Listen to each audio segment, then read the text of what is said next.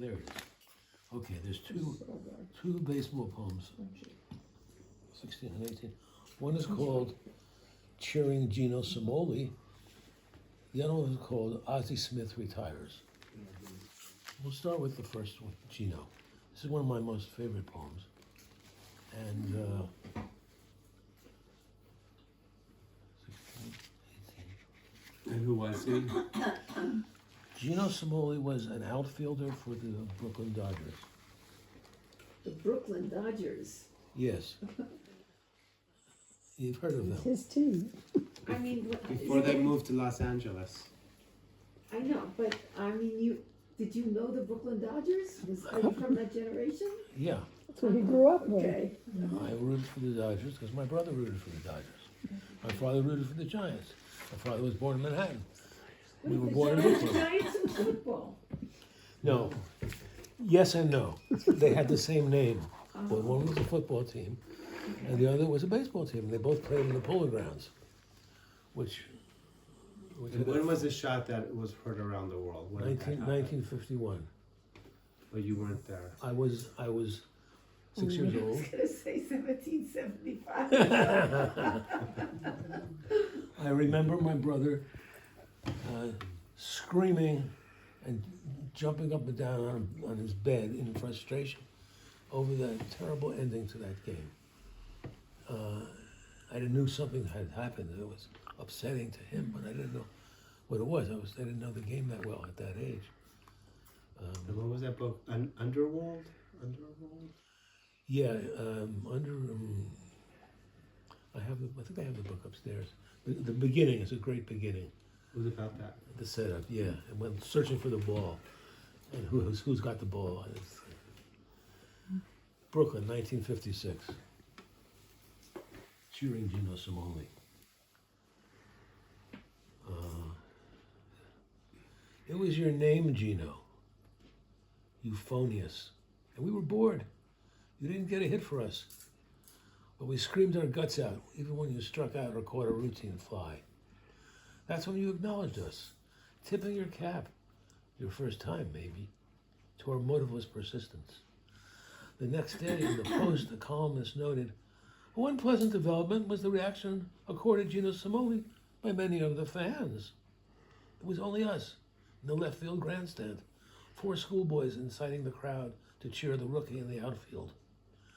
We did a job, but you didn't stick. The Dodgers always had trouble with left field. After a year in LA, they sent you to the Cards in a trade for Wally Moon, whose opposite field moonshots over the screen and left propelled the Dodgers to the flag and a series win. The next year with Pittsburgh, you started the rally in the 8th to put your team ahead and kept them in the game till Mazeroski hit his winner in the bottom of the 9th. Yet you, still a journeyman, went on to other teams, the Braves, the A's, the O's, the Angels, until your 10th in the bigs. And that was it. You left with your head high, a modest pension, a stat in the record books, and a presence in the memories of your once young fans who now read the obits, see your name, look you up, and realize they'd only had a fleeting glimpse of the man and the player you once were. You scored the final run at Ebbets Field in 57, but I missed that game when the Dodgers beat the Pirates 2-0. Till the next season, you led off in the first ever West Coast Big League game, a loss against the Giants 8-0 at Old Steel Stadium. In 62 and 3 at Kansas City A, starting every day, you put up numbers like those of 57, your breakthrough All-Star year, and led the league with 15 triples. Life after baseball. As a retiree, you became a driver for UPS. You were 60 years old and still working for the company when they honored you, acclaimed the Lou Gehrig of UPS for never having had an accident in all your 21 years on the job. We still remember. You were a graceful ball hawk. You were handsome, dark in the Ebbets Field sun. We would have made you a good fan club, bewildering even ourselves by our partisanship. Now, you want to hear a miracle story in relation to this? How young were you when you wrote that? When I wrote this, I was, an adult. I was, post-college.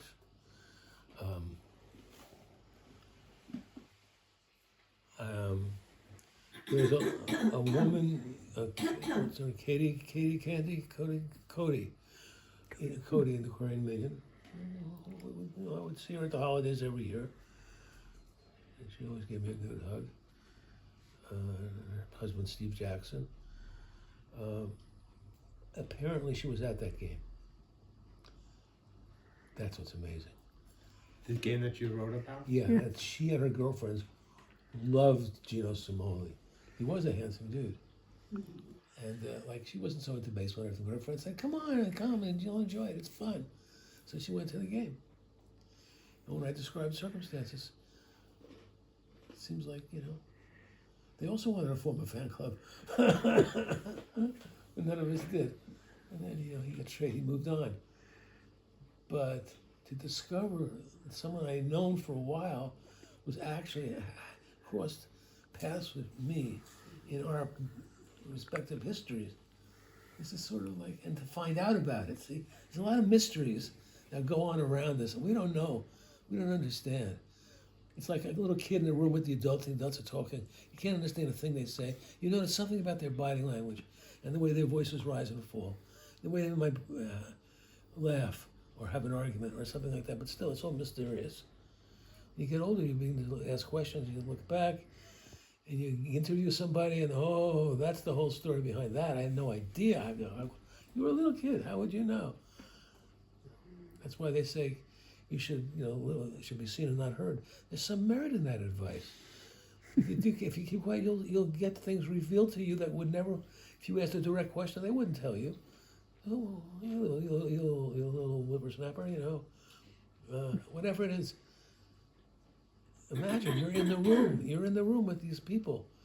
They are going to die before you. There's going to be some questions you'll never be able to ask them, and you'll never know. Might never know. Maybe you will somehow know. But if you be patient and quiet, try and tap into what you're hearing, and you can ask polite questions afterwards, like, why was Aunt Lizzie, whatever Aunt Lizzie was doing, it's like life is like a Chekhov play. People walk on stage, then they walk off stage. The woman with the dog, and then she's out of the scene. He was a genius for designing scenarios in which people were themselves, had significant roles, but had no idea what role they were playing. They were just people living their lives. But you could, watching from the outside, this person is deluding herself. She will never move to Moscow. She has tremendous resistance to even leaving the house. Why is she speculating? Because it makes her feel better that people think she's normal, but actually. Yeah.